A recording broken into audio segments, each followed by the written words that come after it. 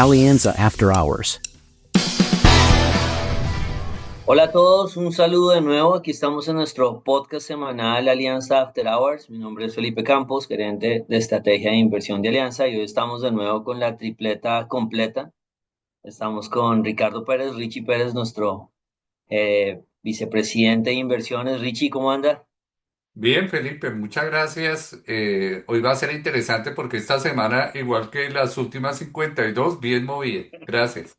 A Mark Twain, que bueno, lo voy a parafrasear porque no me acuerdo bien, pero algo así como no, un mes bien difícil en el año en la bolsa es mayo. Y los otros meses difíciles son enero, febrero, marzo, abril y todo el resto. Sí, de Y acuerdo. también estamos con Carlos Alberto Velázquez, nuestro jefe economista. Carlos, ¿cómo anda? ¿Qué tal, Felipe, Ricardo? Muy bien, vamos muy bien y como usted dice, pues ya terminamos la semana después de muchas cosas, pasó mucha Sí, cosa. Sí, señor. de aquí nos estamos envejeciendo rápidamente, pero felices, contentos con el trabajo. Listo, ¿no? Arranquemos, les propongo, vamos a hablar un poco de lo que pasó en la semana con nuestra sección siempre de vaso medio lleno y medio vacío. Pasaron cositas, en realidad, es más, digamos, en términos de los mercados, hubo cosas que se movieron mucho más por lo que pasó la semana pasada, ¿no? Recuerden que la semana pasada tuvimos el marco fiscal de mediano plazo en Colombia, que nosotros se los contamos, pero medio con los ojos cerrados porque no teníamos acceso a él. Y finalmente, ese evento generó mayor impacto esta semana en los activos colombianos que el resto de eventos que son los que uno está parándole bolas, ¿no? A las reformas, la guerra entre Irán e Israel, los bancos centrales, bueno, en general ese anuncio del marco fiscal de mediano plazo, que a todas luces era muy negativo y que el mensaje finalmente pues ya lo conocíamos, ¿no? Era un mensaje de no vamos a nosotros a solucionar nada ahorita en términos de déficit, no vamos a hacer ningún esfuerzo porque no queremos poner digamos, en riesgo nuestros programas y básicamente el gobierno le deja todo el trabajo de reducir el déficit fiscal y de volver a cumplir, digamos, la regla fiscal a los próximos gobiernos. A una reforma tributaria, pues que debería recaudar entre 20 y 25 billones, que no sabemos todavía la forma de la reforma. Seguramente hablan de quitar exenciones al IVA y de repente aumentarlo, digamos, la base gravable para o para las empresas o aumentar el tema de los ingresos, de los impuestos a los ingresos, pero no sabemos cuál es la forma y esa reforma tributaria probablemente no pase. Así que todos los mensajes del marco fiscal de mediano plazo son complicados. Vamos a hacer una reforma que no creemos que pase y vamos a recortar unos gastos, pero no nosotros, sino el próximo gobierno. Sin embargo, se mandaron con una movida en términos de financiamiento, de cómo van a ser la búsqueda de deuda de este año, que ahora es mucho mayor, y la movida terminó siendo muy interesante. El gobierno va a comprar bastantes test, eh, pero va a usar esos test para buscar préstamos internacionalmente a unas tasas más atractivas. Entonces, esas dos cosas al mismo tiempo generaron un impacto de valorización en los bonos y una presión adicional en el dólar que terminó pues pegándole todo el resto de la semana en los pisos del año, ¿no? Entre 4.060 y 4.080. Entonces esa noticia no está aquí porque fue de la semana pasada, pero en realidad, si ustedes me preguntan, fue la que mayor impacto tuvo en los activos locales con un festivo gringo, bueno, con muchas cosas que se estuvieron en suspenso. Y ya hablando de las noticias que tuvimos esta semana, tuvimos reunión de bancos centrales, la Fed no hizo nada y dice, no sé qué voy a hacer, realmente estoy muy despistado en palabras de Powell. La verdad no saben muy bien y la dispersión de las opiniones de los miembros de la Fed cada vez es más amplia. En realidad unos dicen no vamos a hacer nada y otros dicen tenemos que hacer mucho, pero en general la expectativa es que baje la Fed dos veces la tasa lo que resta del año. Yo creo que en palabras sencillas, y esto lo decía este periodista de Wall Street Journal, Tim Iraos, que es bastante conocedor y hay gente que dice que la Fed habla a través de él. Él lo que dice básicamente es que la Fed se va a tomar un par de meses eh, para ver si finalmente los aranceles son inflacionarios o no. Y si no lo son, están colgados y van a bajar tasas más dinámicamente. Y si lo son, pues tienen la razón en haber esperado. Pero en palabras corticas le van a dar al verano el tiempo para estar seguros de si hay inflación o no vía estos impuestos de Trump. Y por otro lado, tuvimos bancos centrales regionales, Chile se queda quieto, Brasil le metió una subida adicional al 15% que era inesperada, asegurándose pues de que la inflación no es un problema y que el real brasileño no tiene nada que hacer perdiendo valor. No generó mucha volatilidad y dio el mensaje de que ya estaba terminando. Tasa al 15. Acuérdense que hace nada estaba al 10. Y esos son los costos del problema fiscal, que le tocó apretar muchísimo al Banco Central. Pero por ahí no tuvimos muchas más noticias y eso no es que haya movido muchísimo el mercado. Digamos que la Fed sí deja a la gente con mucha incertidumbre de qué va a pasar hacia adelante. Y en vaso medio lleno también tuvimos pues todos estos movimientos internos de las altas cortes y algunas, digamos, instituciones fuertes en Colombia poniéndole límites al gobierno, discursos interesantes que se oyeron entre expertos en derecho institucional y lo que quiere hacer el gobierno, cosas que fueron interesantes para, para ambientar, digamos, un poco esas paredes que existen.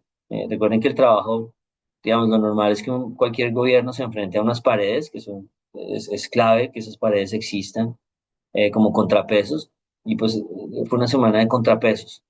Pero lo más importante fue la aprobación del presidente, que sigue cayendo y nosotros consideramos eso una variable muy clave para mantener la demanda de activos en Colombia, la aprobación presidencial. Entonces vamos a hablar de eso.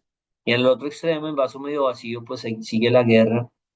La idea de si va a entrar o no Estados Unidos a la guerra de lleno. Israel dice que ellos pueden solitos y acabar con las bases nucleares de Irán, la base clave, pero pues hay gente que tiene la duda si ellos lo puedan hacer solo, pero siguen muy convencidos de que hay que hacerlo. Y Donald Trump dijo al final de la semana que se va a tomar un par de semanas para decidir si Estados Unidos entra de lleno a la guerra o no, tratando de darle tiempo, digamos, a que haya una solución diferente, pero él insiste en que no hay una solución en la que Irán eh, tenga acceso a temas nucleares.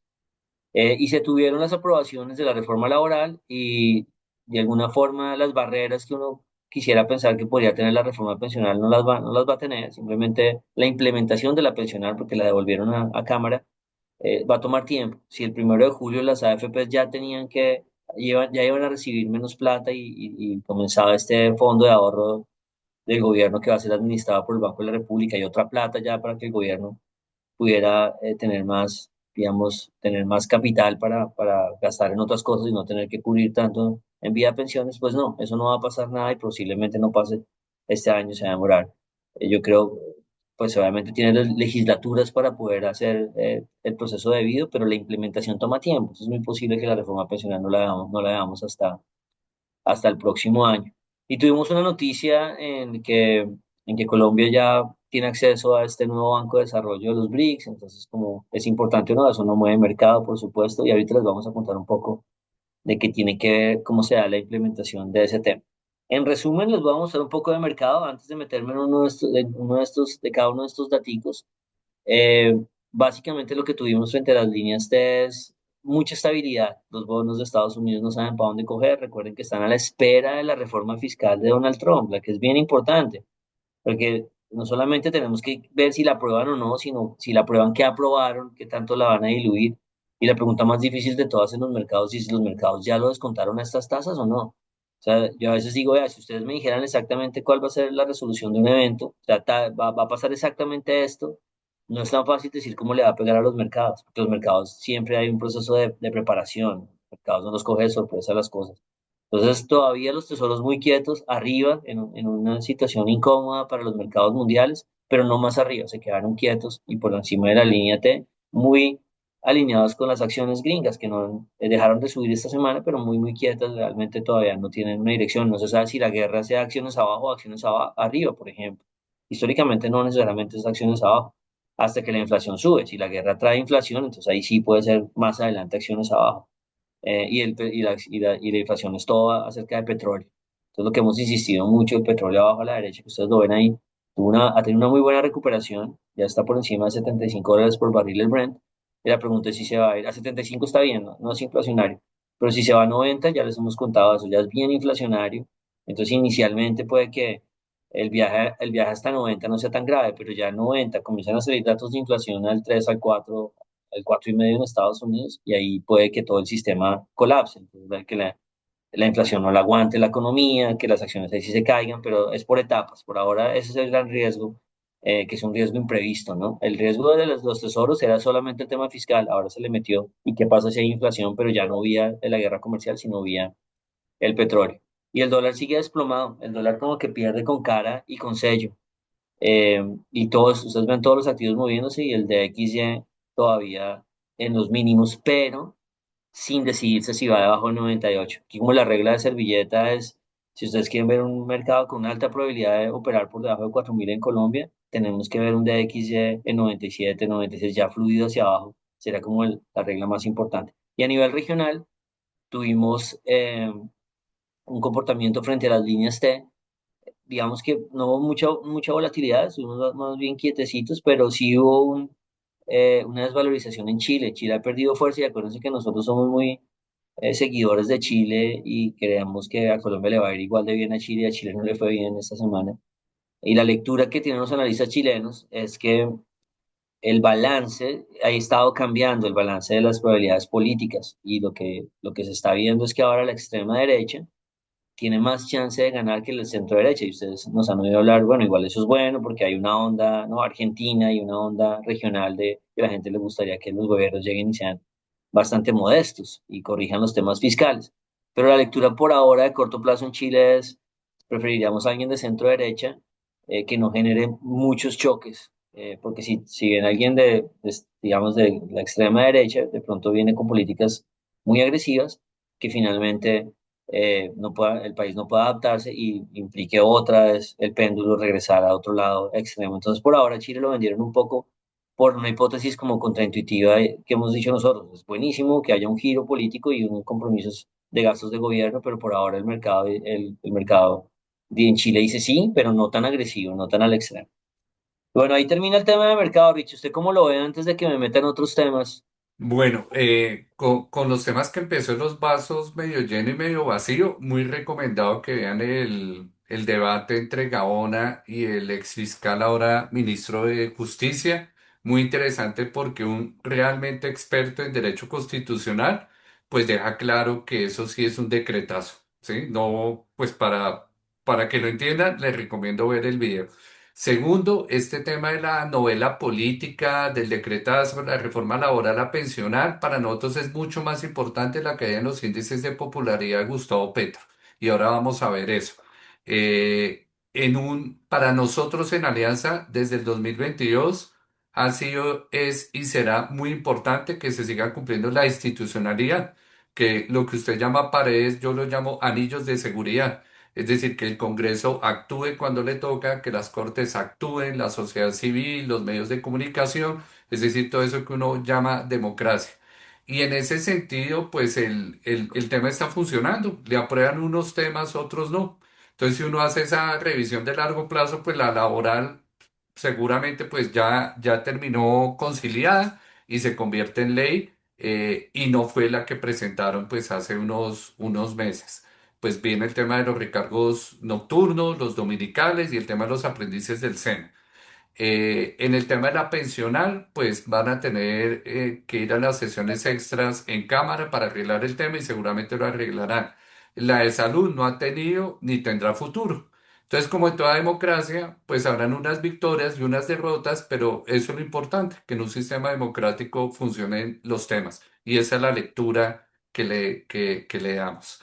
Eh, si quieres, siga adelante con los Sí, otros temas. a mí me gusta mucho eso que acaba usted de decir, porque hay una impresión en medio de estas luchas en redes sociales y en la vida real, que los mercados financieros como que o van en contra de políticas que sean más, tal vez más progresistas, o no quieren que le pase una sola al gobierno. No, no es así. O sea, en realidad lo esperable es que un gobierno pase una o dos reformas. Uno puede decir, esta reforma no me gusta y tiene unos problemas enormes en 20 o 30 años.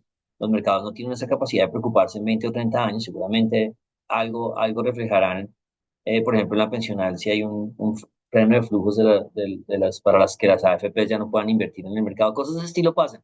pero nadie, no es que los mercados digan, no, es que este gobierno de izquierda no le puede pasar ninguna sola, o si no, es grave, no es eso, pero es que le pase una o dos reformas como al resto de gobiernos y sobre todo con los procesos adecuados y ya.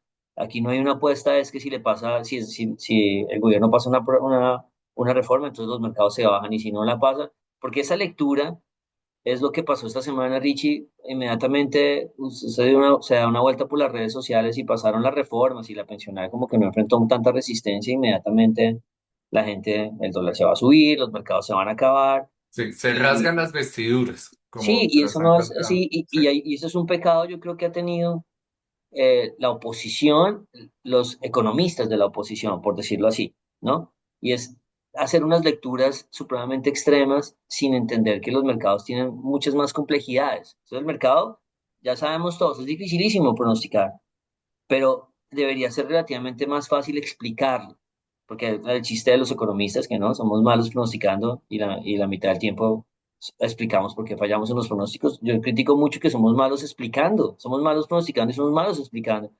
Entonces, ese proceso de explicar, cuando uno lo vuelve tan local, cuando uno lo vuelve tan extremista, de que es el fin del mundo, y que puede ser en 5 años, sí, puede haber sido tener la razón, así no funcionan los mercados en el corto plazo. sí. Y ese tema yo creo que falta mucho.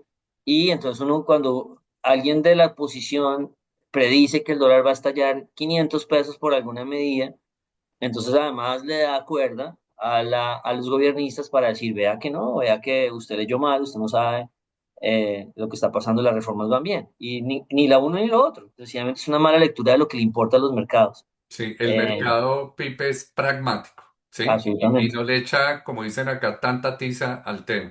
Bueno, eso en los vasos. En lo de la línea este, Felipe, el dólar, se están alineando los astros en el tercer piso de la pagoda, el más chiquito que es Colombia, en el segundo que es la región y en el primero que es el mundo. En el mundo, pues usted mostró el DXY ahí abajo, 98. Y en la región, el peso mexicano y el real fortaleciéndose. Y arriba, en el tercer piso, un presidente cada vez menos popular con menos capital político, cada vez más menguado, a pesar de que lo reúna la iglesia a firmar algo que posiblemente van a incumplir en 1 o 2 semanas, pero pues con menos popularidad. Y pues nuestra tesis es un país que guarde institucionalidad y donde el presidente no es popular, es muy difícil implementar cambios estructurales, como pasó en otros países vecinos hace unos cuantos años. Y en el tema del petróleo, me sorprende que no esté más arriba. Es decir, usted le dicen hace 6 meses Irán va a tener una guerra con Israel, uno dice petróleo a 100. Me sorprende que esté donde esté. Todavía no, toca ver es cómo actúa Estados Unidos, ¿sí? A ver si eso se le echa más gasolina al fuego. La intervención potencia la intervención de Estados Unidos, pues es noticia en desarrollo. Y lo de las bolsas, de acuerdo, la bolsa de Chile cae, pero también veía en los gráficos, también descansó la bolsa mexicana y la bolsa brasilera. Parece ser también un tema de asset class que a nosotros no nos ha pegado, probablemente porque Ecopetrol se ha recuperado por la misma dinámica del precio del petróleo. Creo que hoy alcanzó a estar ya arriba de los 2.000 pesos, hoy viernes 20 de junio. Sí. Sí. Entonces, simplemente esos son mis comentarios de abrebocas para la sesión de hoy. Listo, Richie, le voy a mostrar un par de datos. Voy a hablar un poco de algo que es como el vaso tapado y es este tema de, oiga, Colombia tiene acceso a los BRICS y bueno, ¿y qué significa esto? Porque pues ahora podemos pedirle prestado a este nuevo Banco de Desarrollo de los BRICS.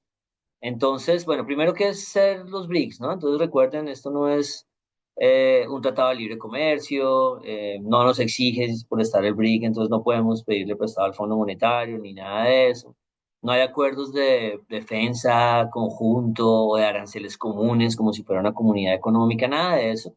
Simplemente es un grupo de, por supuesto, una alineación política de países y estratégicos que quieren, por supuesto, sí plantear un poder frente, digamos, al orden actual y alguna distancia frente a cosas más tradicionales, como, no sé, la OTAN o los G7 y cosas de ese estilo.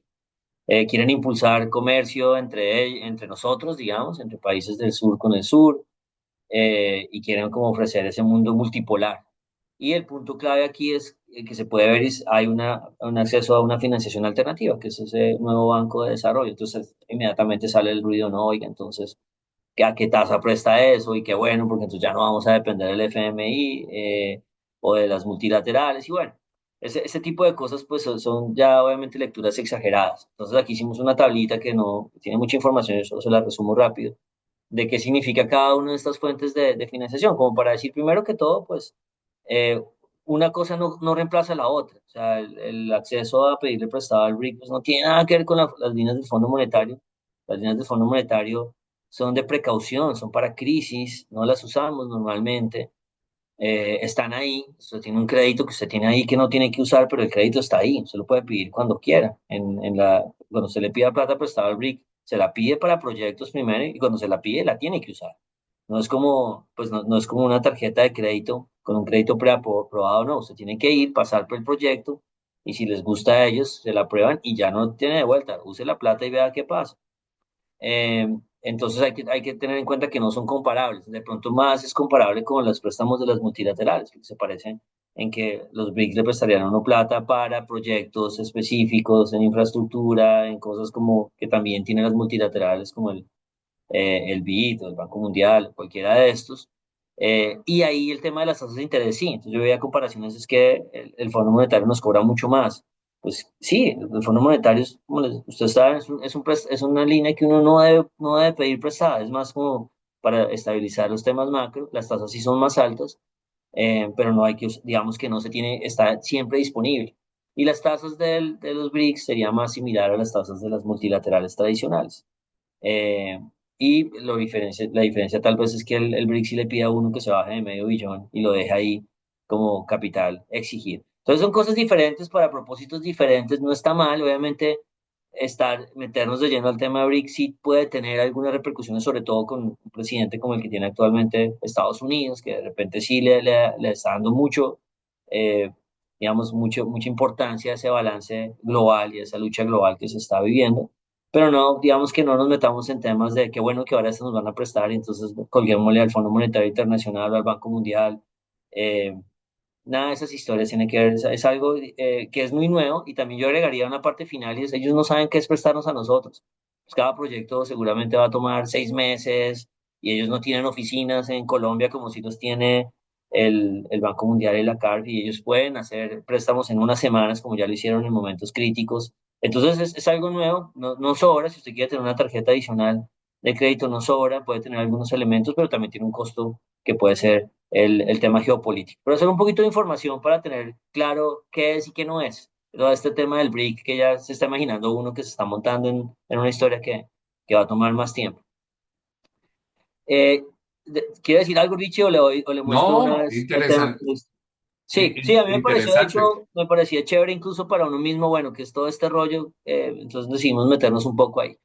Y ahora sí le quiero hablar del tema de la aprobación presidencial, que digamos que si hay alguien que ha insistido sobre ese tema es usted. Usted está bien metido en la idea de cuál es el ciclo político, de qué tan importante es. Y claro, ese dato de aprobación del presidente de 29%, pues entra el cuarto año, ¿no? Recuerden que el presidente deja de gobernar cuando pasen las elecciones, ya el resto no va a pasar nada. Entonces ya estamos full en el cuarto año con las elecciones en mayo y en junio del próximo año. Y ustedes saben que ahí es donde las aprobaciones llegan a sus momentos más bajos. Incluso la de Uribe, el momento más bajo es el cuarto año. El de cualquiera es el cuarto año. Así que llega ese momento para preguntarse si la aprobación presidencial puede llegar a 20%, que es el mínimo que tuvo Pastrana en algún momento, y también Duque, después de todos los efectos de la pandemia.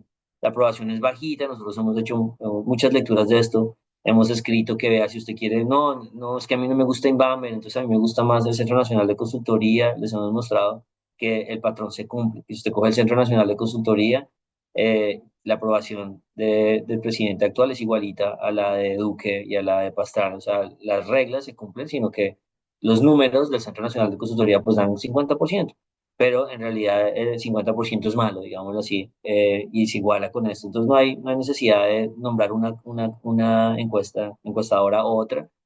En general, todas reflejan que estamos en un periodo de muy baja aprobación presidencial. Y le agregamos ahí un poquito el contexto regional.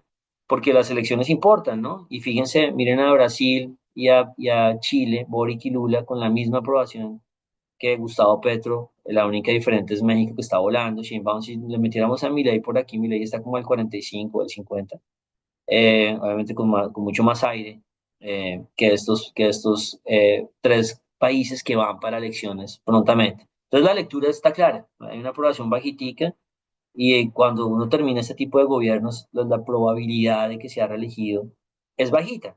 Probabilidad, hombre, aquí no estamos hablando de que nosotros sabemos qué va a pasar con el futuro. Cuando algo tiene una probabilidad de 20%, significa que 2 veces de 10 va a pasar. Porque hay veces que el tema de las probabilidades de costa de trabajo la gente leer y es como si algo tiene 20% de probabilidad, entonces no va a ser. No, tiene menos probabilidad y la gente invierte así. Entonces dice, ok, si la probabilidad de que haya un cambio de gobierno es en 10 cambios de gobierno, 8 veces se daría el cambio, en 10 elecciones, 8 veces se daría el cambio, entonces yo voy a apostarle a eso.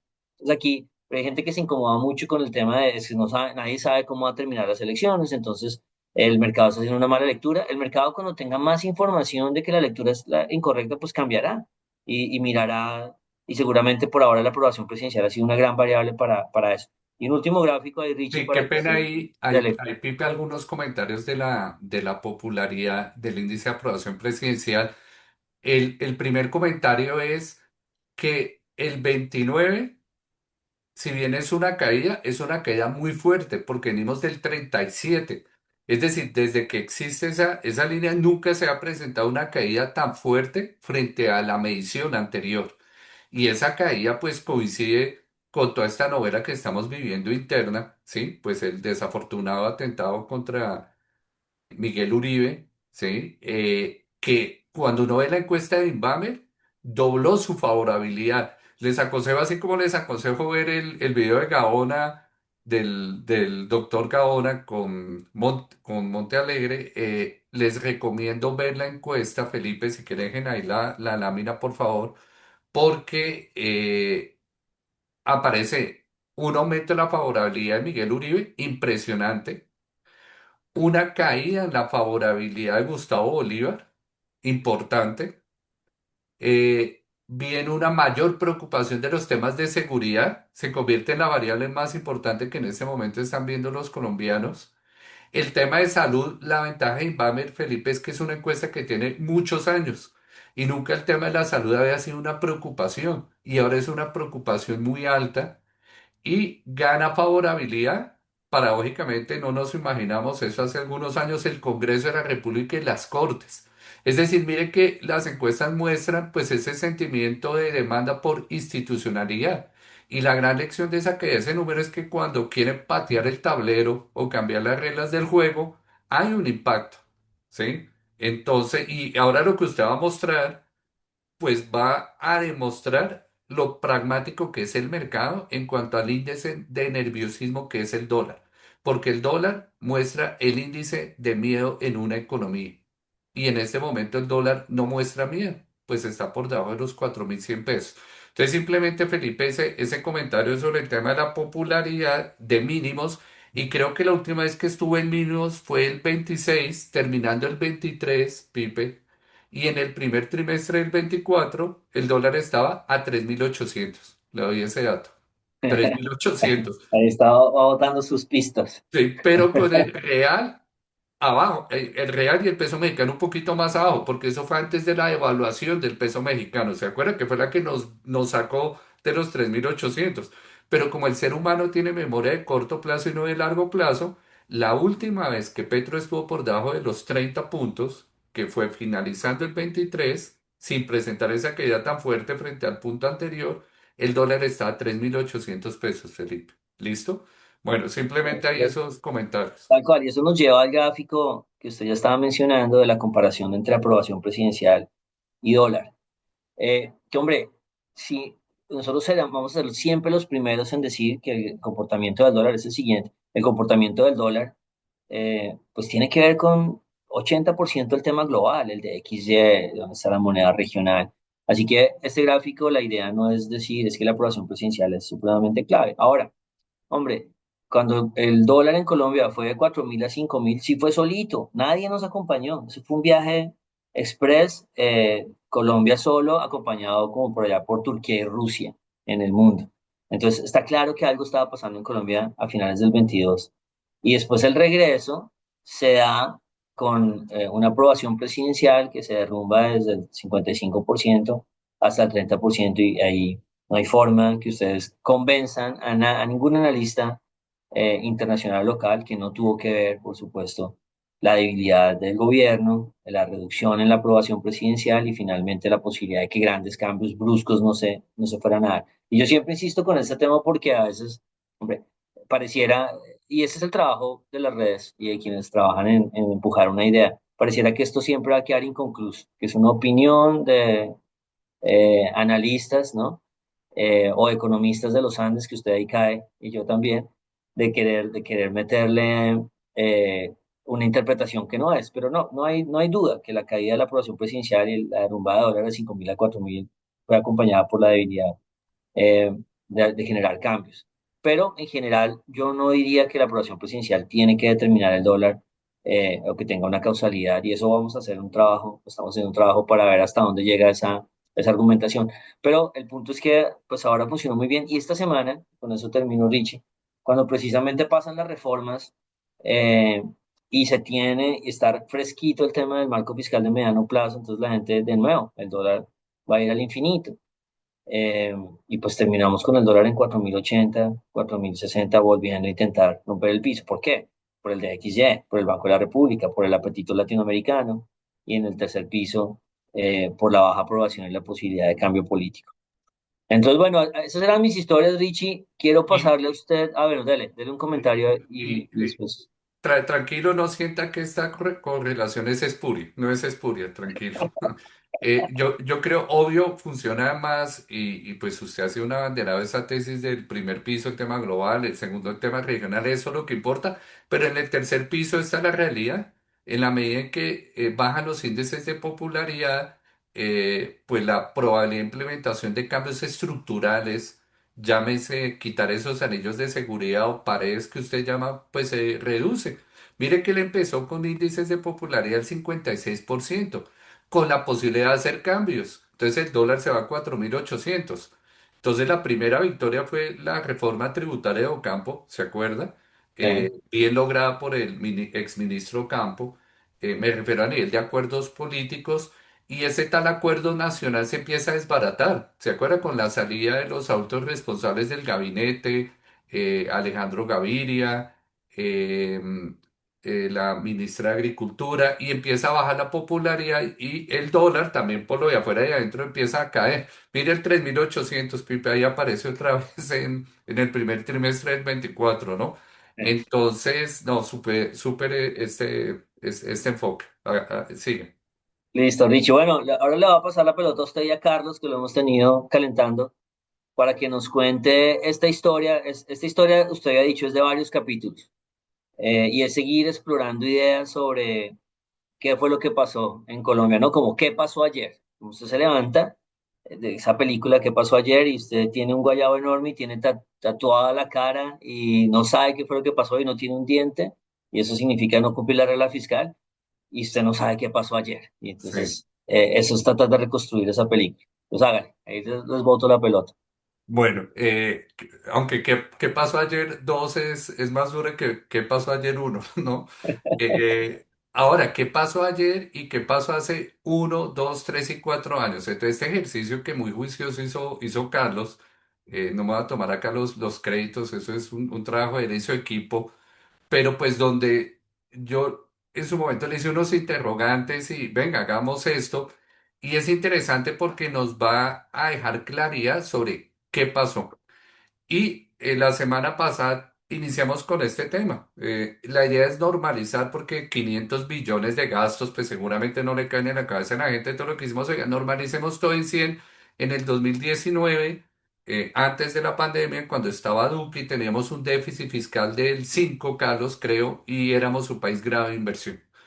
Y ahí empezó el mundo a cambiar. Vino una pandemia, vino un choque inflacionario, unas protestas sociales que empezaron en el 19 y se durmieron, pues en Chile muy duras, en Colombia, luego se despertaron en el 21. una caída en una reforma tributaria, etcétera, etcétera.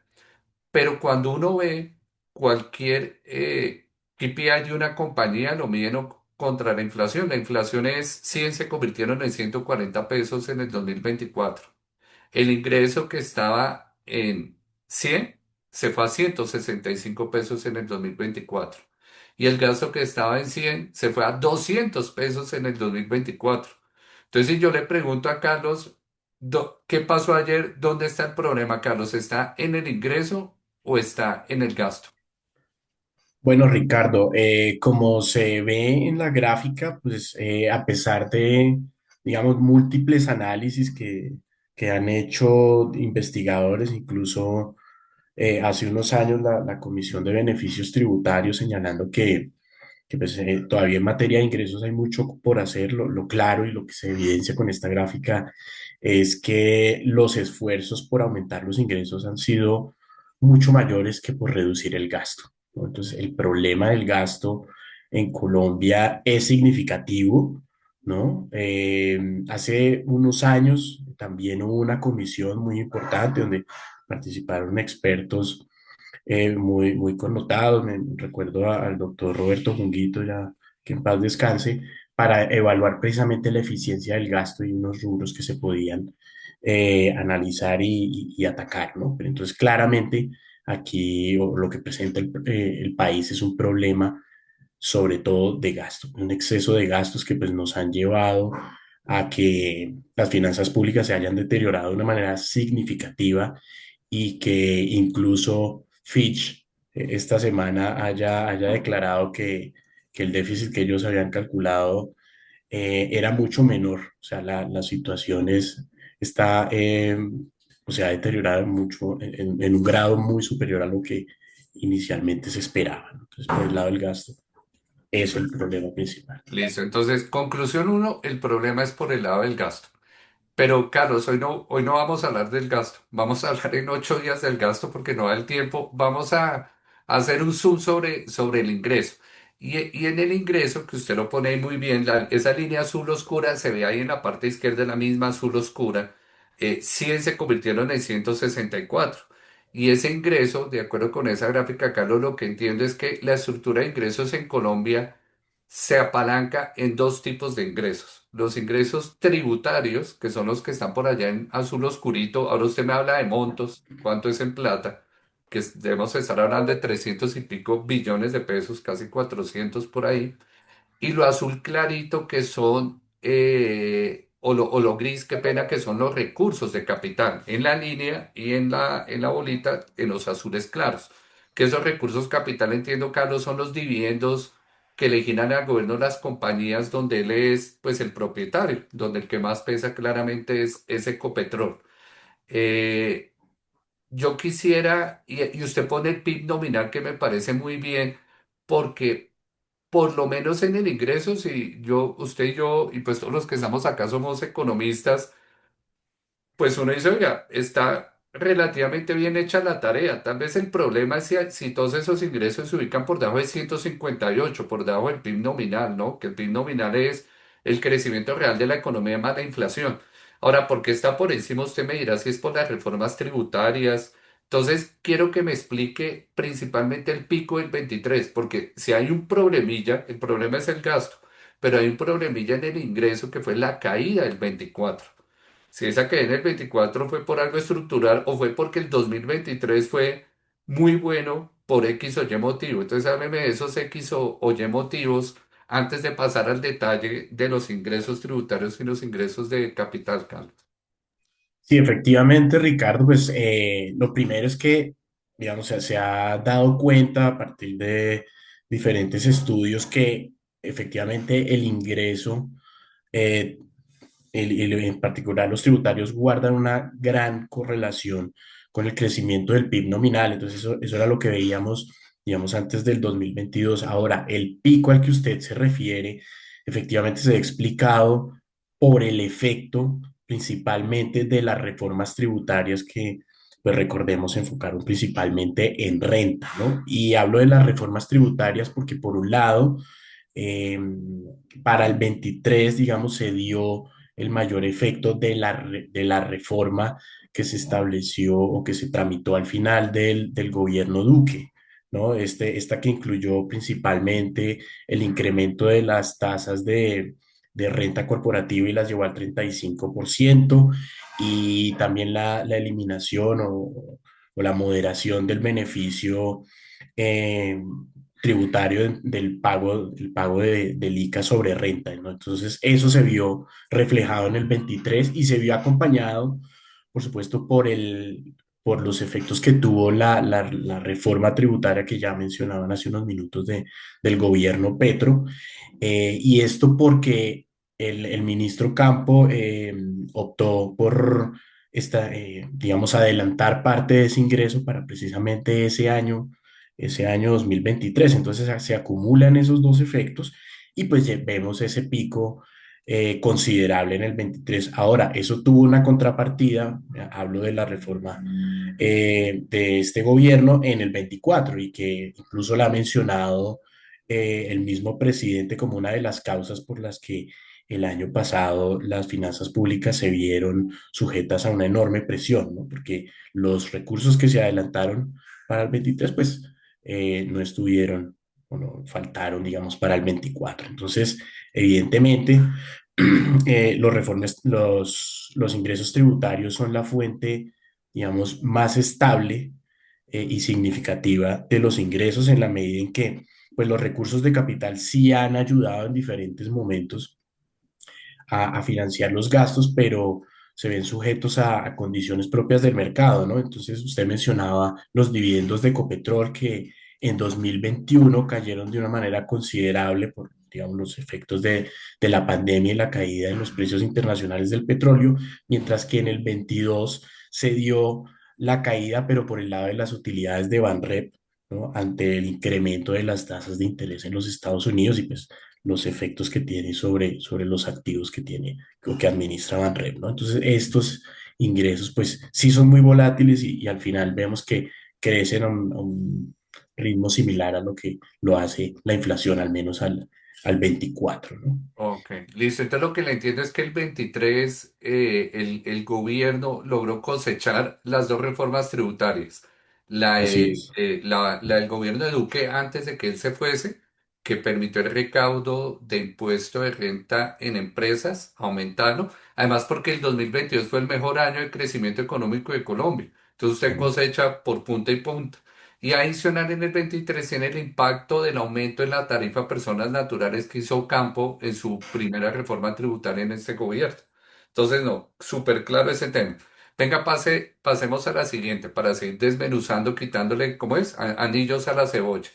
Entonces, ya vimos que los ingresos son tributarios y de capital. Acá usted hace el zoom sobre los ingresos solo tributarios, que se dividen en renta, que es lo que pagan las personas jurídicas y naturales, el IVA, que depende del consumo, que este país, pues, actualmente, pues, está, lo que lo está jalonando es el consumo, el IVA externo, que tiene esa joroba en el año 2022, que recuerdo, Carlos, fue el año donde más se importó, ¿se acuerdan los días sin IVA, que compraban televisores, neveras, computadores, el GMF y está el crecimiento normalizado de inflación? Entonces, si quiere, cuénteme esa estructura de ingresos tributarios, ¿usted cómo la ve? Sí, digamos que en este sentido, lo que se ha venido apreciando es que el impuesto de renta, pues es el más significativo para el gobierno, ¿no?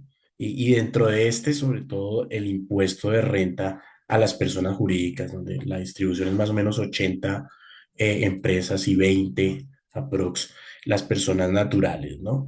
Entonces, ya había mencionado ese pico tan importante por el efecto de las reformas, ¿no? Y que de esa manera pues llevaron o se ve que los esfuerzos de los diferentes gobiernos, no del último, pues se han llevado es precisamente a grabar o imponer más impuestos sobre la renta. Fijémonos que el IVA, si bien presenta unos niveles superiores al de la inflación, pues está bien por debajo de renta, ¿no? Y esto es, digamos, uno de los focos de atención en los que incluso el actual gobierno se está enfocando, en la medida en que el mayor potencial para la obtención de nuevos recursos se presenta precisamente en el IVA, ¿no? En el marco fiscal de mediano plazo se actualizaron las cifras del costo fiscal y el potencial de la eliminación de esos beneficios es del 5,6% del PIB, mientras que en persona jurídica la cifra ya es mucho más limitada, ¿no? Estamos hablando de 1,3 del PIB,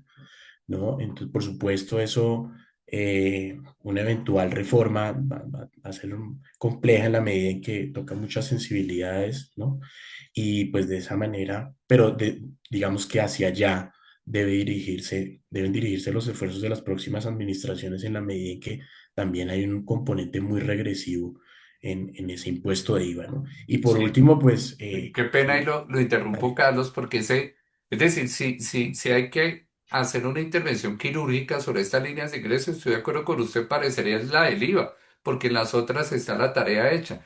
Recuerde que la reforma tributaria fallida de Alberto Carrasquilla en el 2022, que generó las protestas sociales, fue por tratar de eliminar esa regresividad que usted dice del IVA a los bienes de la canasta familiar. Es decir, acá cuando usted y yo vamos a comprar los huevos y la leche, pagamos IVA. Pero también cuando va la persona que no tiene los suficientes medios económicos y está pidiendo solucionar los problemas de equidad, también le cobran IVA, ¿cierto? Cuando va y así compra la es. leche y los huevos. Y creo que lo que en su momento propuso el exministro Carrasquilla es eh, estas personas que tienen la capacidad económica de pagar impuestos, pues no deberían recibir el beneficio deberían pagar la leche y los huevos, sí, sí, full precio, ¿cierto? Pero eso lo vendieron mal en su momento, que se acuerda que no sabían cuánto valía una canasta de Sí, huevos. De ahí en adelante, pues yo siempre veo los precios de los huevos en el supermercado y están entre 700 y 900 pesos. Pero de acuerdo, pero es un tema político, esto tiene implicaciones políticas y el tema es una tarea que le toca al siguiente o a la siguiente presidente de Colombia. Pero así de es. acuerdo con usted en el tema de que si se puede hacer algo es más sobre el IVA que sobre los impuestos de renta de las personas y que ya pues de por sí están muy altos, porque somos pocos los que pagamos ese impuesto y pues más sobre las empresas que lo que necesitan es crecer y ya no aguantan más carga tributaria. Listo. Siga, Carlos. Si quiere, pase a la siguiente. Ah, ya un segundo.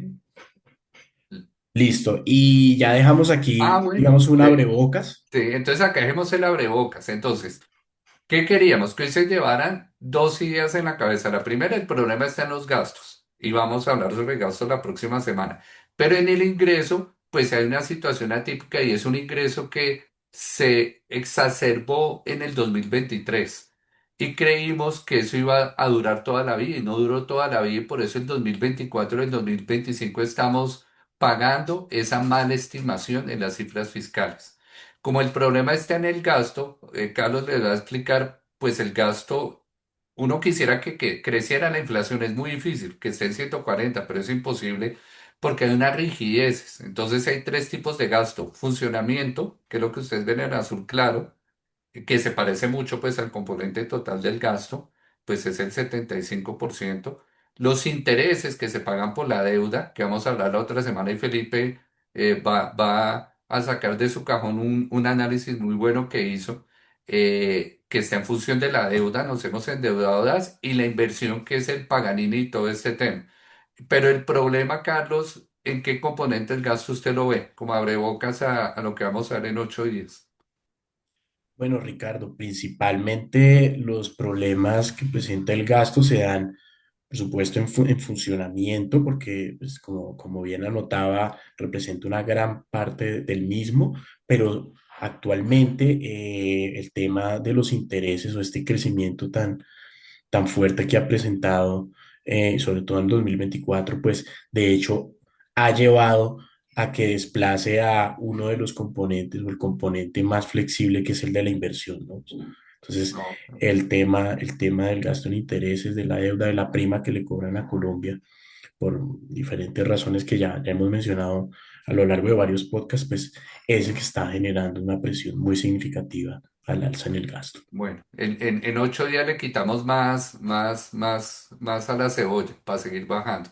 Hágale, Así Pipe. es. Sí, bueno, usted ya lo concluyó, pero sí es muy interesante porque aquí uno ve como todo lo que puede surgir en una casa cuando los ingresos explotan por alguna razón, y al mismo tiempo que explotan los ingresos, usted tiene dentro de la casa como el sesgo de poder hacer, digamos, unas obligaciones de gastar, unas presiones de gastar más, de gastar en cosas como indebidas, de por qué no de una vez, entonces, por qué no pagamos un club y por qué no nos compramos un caballo, cosas así que se dieron, porque terminamos subsidiando cosas que no deberíamos haber hecho.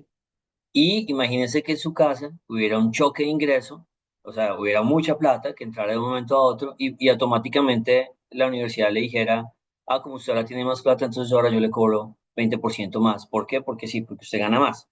Entonces, sí, la verdad, el choque de ingresos genera elementos bien difíciles de manejar, que si uno lo piensa en una casa, hay que estar muy organizado y muy centrado para no terminar haciendo lo que pasa. Entonces, me gusta mucho esa mitad del análisis, porque después va a desembocar en gastos inmanejables y después el ingreso era temporal y pues quedó uno embalado con todos los gastos que venían. Entonces, es chévere ese Sí. ejercicio. Sí, y en 8 días Felipe le vamos a mostrar con Carlos en qué tipo de gastos y se van a sorprender nuestros seguidores. Usted no porque ya los vio y se sorprendió, entonces si usted se sorprendió, pues creo que se va a sorprender el resto. ¿Listo? Buenísimo, Ah, listo. Creo que aquí llegamos al final. Vamos a mostrarles un poco el calendario de la próxima semana, en donde vamos a tener sobre todo pues el tema del Banco de la República, ¿no? Pues, donde no va a pasar nada, pues las tasas seguramente se van a quedar quietas. Creemos nosotros, por supuesto, la incertidumbre que se ha vivido y porque el banco ha dado señales de que va a ir lento, que no va a ir tan rápido. Eh, Así que como le quedan 5 reuniones, la de la próxima semana, la primera de las 5. Probablemente no lo haga ahorita, de pronto en julio baje tasas, de pronto no es julio, sino se pasa hasta septiembre, si ve que la situación está en problema. Pero yo ahí sí me quedo con una frase tal vez de este gobierno y es que ellos decían un poco, mientras el dólar no genere, digamos, no esté señalando problemas, el banco puede bajar tasas. De pronto eso le da fuerza a la idea de julio, no creo que sea junio. Y bueno, y vamos a tener a Powell hablando en el Congreso, a ver si es algo diferente, pero ya ha hablado bastante. Y en términos de más de ocio, más de cositas por hacer, tenemos algunas recomendaciones más como para la vida real. Está este bazar, esta feria de diseño que es este fin de semana. Está el Comic Con el otro fin de semana, el próximo, del 27 al 30, que me parece que es buenos planes en Bogotá para hacer. Está el concierto de Bunbury, el cantante de Héroes del Silencio, ¿no? El ex de Héroes del Silencio, para los que estén metidos en esa onda de rock de atrás, un tipo con una voz tremenda. También ahí, ese es el otro fin de semana para los que se animen.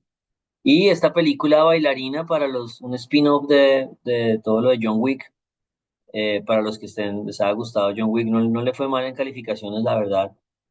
Parece que está bien interesante, con Ana de Armas, pues que es una actriz bien guapa. Los que quieran ir a verla también es un buen plan, eso sí, lo pueden hacer desde ahora.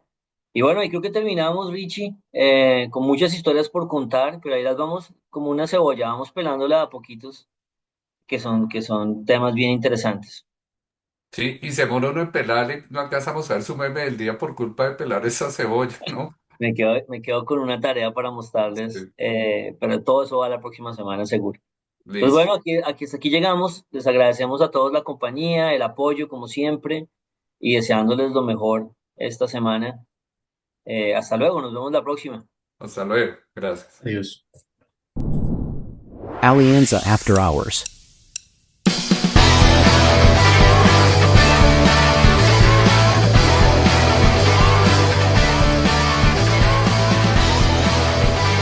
Nada de lo que se discuta aquí debe ser considerado como recomendación profesional para realizar inversiones. Las opiniones aquí expuestas no buscan imponer términos ni condiciones comerciales o legales ni tampoco se constituyen en suministro formal de información al mercado de valores. Adicionalmente son opiniones personales y no representan las de Alianza Valores o Alianza Fiduciaria.